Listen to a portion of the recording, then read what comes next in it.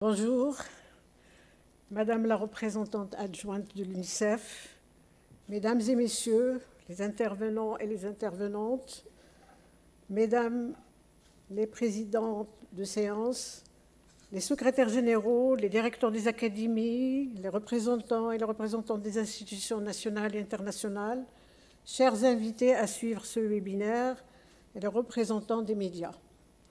Au nom du Conseil supérieur de l'éducation, formation et recherche scientifique, je tiens d'abord à remercier vivement tous les participants et participantes qui ont répondu à notre invitation pour nous faire part de leurs réflexions et expériences dans ce webinaire organisé par l'Instance nationale d'évaluation auprès du Conseil supérieur de l'éducation, de la formation et de la recherche scientifique, en partenariat avec l'UNICEF, sur la gouvernance des établissements scolaires, déterminants et évaluation. Je tiens à vous souhaiter tous la bienvenue pour les 2 séances consacrées à ce webinaire. Celle d'aujourd'hui, présidée par Madame Maryse Lassonde, présidente du Conseil supérieur de l'éducation du Québec, Canada, et celle de demain, présidée par Madame Amina Almrini, experte en éducation et ex-membre du Conseil de l'éducation, de la formation et de la recherche scientifique au Maroc. Je remercie notre partenaire UNICEF, en la présence de Madame Nasrine Awel, représentante adjointe de l'UNICEF, et je salue la collaboration fructueuse que notre Conseil a avec l'UNICEF autour de projets qui œuvrent en faveur de l'éducation des enfants. Tout le long des années de notre collaboration, nous avons apprécié l'échange et les échanges et les représentantes successives de l'UNICEF et ses équipes. Mesdames et Messieurs, l'idée d'organiser ce webinaire par l'Instance nationale d'évaluation du Conseil supérieur de l'éducation, formation et recherche scientifique sur la gouvernance et gestion des établissements scolaires, tout en focalisant sur les déterminants et l'évaluation, est guidé par 3 impératifs. Le premier relève de notre volonté d'associer dans notre réflexion sur la gouvernance et sur l'évaluation des établissements scolaires des experts et chercheurs en sciences de l'éducation nationaux et internationaux pour croiser nos expériences sur une structure de base du système éducatif qu'est l'établissement scolaire et cerner son rôle dans l'amélioration de la qualité de l'éducation. Le deuxième impératif se rapporte à l'intérêt que nous portons au Maroc au processus de réforme de l'éducation et à la nécessité de voir cette réforme se concrétiser au niveau de le fonctionnement et du rendement de l'établissement scolaire avec un impact effectif sur les apprentissages des élèves. Le troisième impératif relève de la mission évaluative de notre institution qui vise à élaborer un mode d'évaluation de l'établissement scolaire pour accompagner la réforme engagée par les pouvoirs publics et veiller à fournir des données probantes et des analyses pour éclairer les prises de décision en faveur d'une éducation de qualité. Les expériences internationales sur la gouvernance des établissements scolaires qui seront présentées dans ce webinaire interrogeront certainement les différents déterminants qui influent sur l'efficacité d'un établissement. Quelle stratégie nationale à adopter pour concrétiser la réforme au sein des établissements? Comment asseoir à l'établissement un positionnement actif dans l'architecture du système éducatif? Comment en faire un espace où les réformes de l'éducation se concrétisent avec un impact positif sur les apprentissages des élèves? Dans les systèmes centralisés, l'établissement se positionne dans une construction verticale comme étant le dernier niveau où s'opère la politique publique et ses réformes, dans un cadre de changement comme c'est le cas au Maroc, qui tend vers une décentralisation et vers une réforme qui atteint le plus bas niveau de l'architecture du système éducatif. Quelle configuration faudrait-il avoir de l'établissement scolaire? Et quel est le nouveau mode de fonctionnement à lui assigné? Quelle part réservée à l'autonomie et au projet d'établissement? Quelles sont les conditions qui font du projet d'établissement des projets réussis, avec une éducation évidemment de qualité? En effet, l'établissement a le privilège de proximité pour atteindre la cible privilégiée qui est l'élève, qui constitue le centre et le noyau de toute réforme et tout changement d'éducation. L'établissement, en tant que communauté des apprenants, constitue l'espace le plus important où se déroule la gestion, le leadership, l'action pédagogique, les apprentissages. Il représente même le lieu où se concrétise le projet et le modèle éducatif et sa réussite. Quel que soit le volontarisme de l'administration centrale et sa volonté de réformer et d'innover au niveau de l'établissement, son action est limitée par les différents niveaux intermédiaires de prise de décision que traverse l'idée de réforme et d'innovation du haut vers le bas. Ces limites appellent à faire de l'établissement un niveau privilégié du déploiement de l'innovation et le lieu d'une réforme réussie des apprentissages. Il est attesté par des études comme celles que nous menons ici à l'instance nationale d'évaluation, à travers le programme national de l'évaluation des acquis des élèves, que le score des élèves ne sont pas uniquement tributaires aux caractéristiques des élèves, mais également à la qualité des ressources propres dont dispose l'établissement.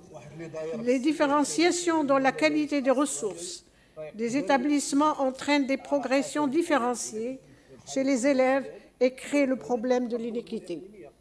Le niveau des ressources, qu'il soit matériel, humain, impacte la qualité de la performance et engendre un effet d'établissement.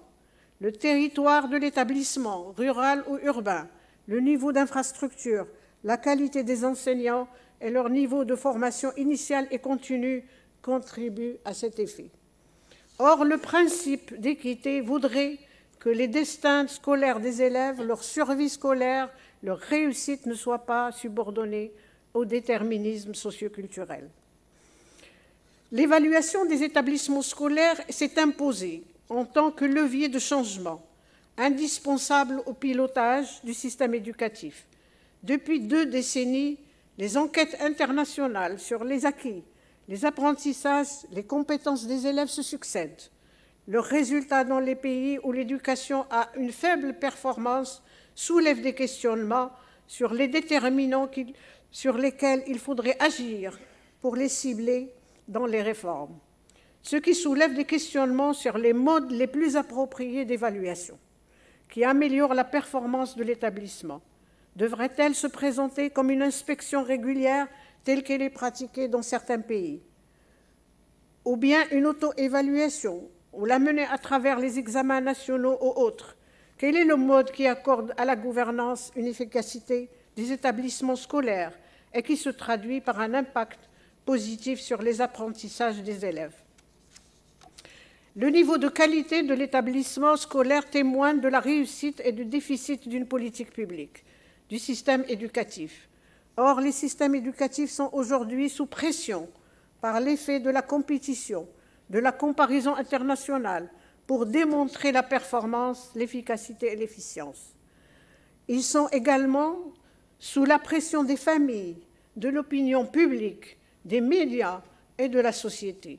Comment donc atténuer cette pression pour des pays en développement avec un fonctionnement efficace des établissements scolaires soumis à une évaluation régulatrice menée avec pédagogie et participation? Telles sont les quelques questions centrales autour desquelles s'organisent les interventions de ce webinaire. Ce webinaire a pour objectif d'échanger sur la thématique dans un esprit de partage. Nous sommes à l'instance nationale d'évaluation du Conseil supérieur de l'éducation, formation et recherche scientifique très attentifs aux différentes expériences des participants. Je remercie notre partenaire, l'UNICEF, sur la thématique dans un esprit de partage, évidemment, que nous avons toujours eu. Je remercie Madame Nassim Awel, représentante adjointe de l'UNICEF, et toute l'équipe du bureau de l'UNICEF pour le partenariat, pour leur mobilisation pour préparer ce webinaire. Je remercie également les cadres de l'INE et les cadres du Conseil qui ont préparé activement ce webinaire et les traducteurs, dans la mesure où les interventions sont traduites dans les 3 langues, en arabe, en anglais et en français. Je réitère la bienvenue et le remerciement à tous les participants. La parole est à Madame Nassim Awel, représentante adjointe, pour un mot d'ouverture au nom de l'UNICEF Maroc. À vous la parole.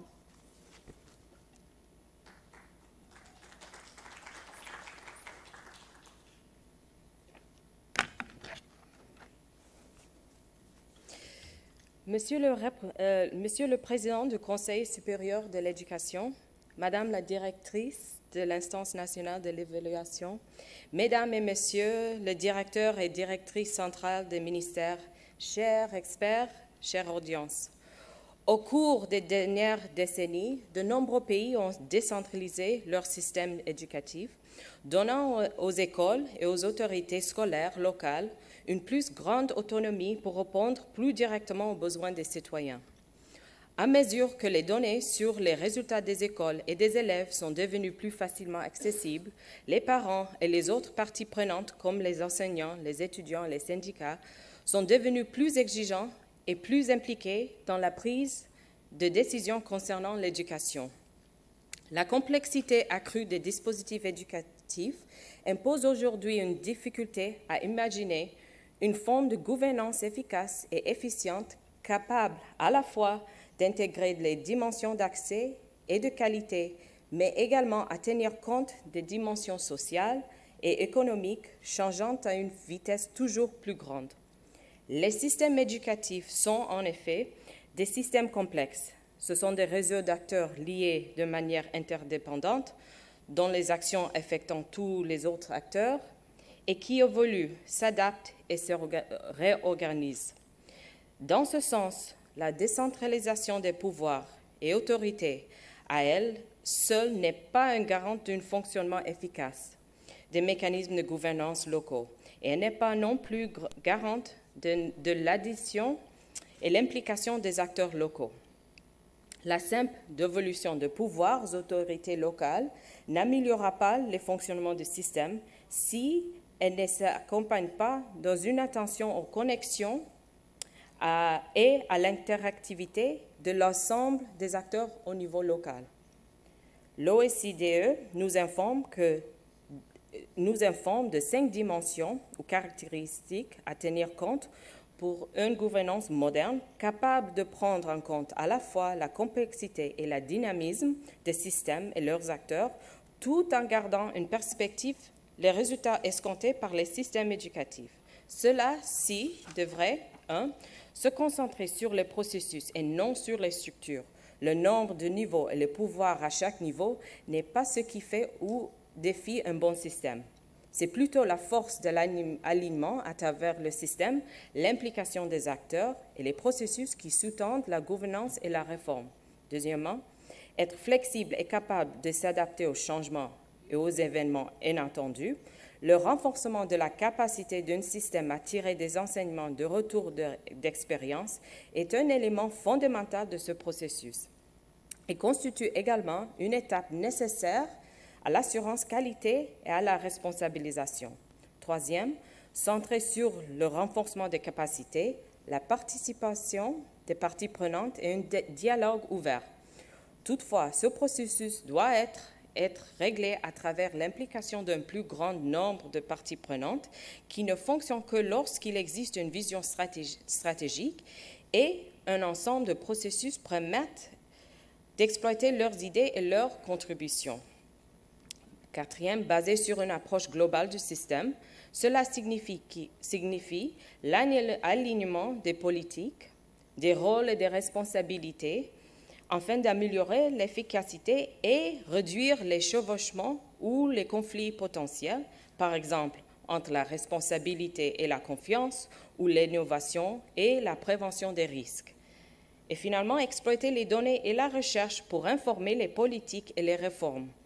Un système de connaissances solide combine les données descriptives du système, les résultats de la recherche et les connaissances des praticiens experts. La clé de savoir quoi utiliser, quand, pourquoi et comment. Comme vous le savez, le système éducatif marocain est largement investi dans un processus de décentralisation qui a commencé depuis plus de 17 ans. À fur et à mesure que cette décentralisation se renforce, la place de l'établissement scolaire dans le schéma de gouvernance globale du système questionne avec plus d'insistance sa rénovation et son rôle déterminant dans l'atteinte des objectifs de toutes les réformes engagées. Dans ce sens, la mouvance des acteurs ces dernières années ne peut pas être perçue comme une demande persistante vers plus d'autonomie de gestion locale. Elle est également une expression de la volonté et motivation des acteurs locaux à renforcer leur rôle autant qu'acteurs redevables de la mise en place des services éducatifs et leurs résultats.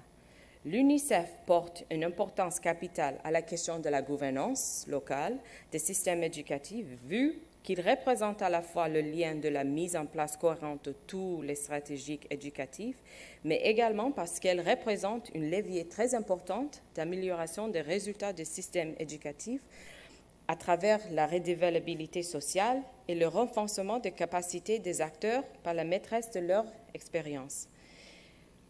Je vous remercie pour l'organisation de ce séminaire, Madame la directrice, qui va certainement être déclenchement d'un débat plus large sur la question de la gouvernance scolaire. Et je remercie tous les intervenants et experts et souhaite à toute l'audience des travaux réussis. Merci.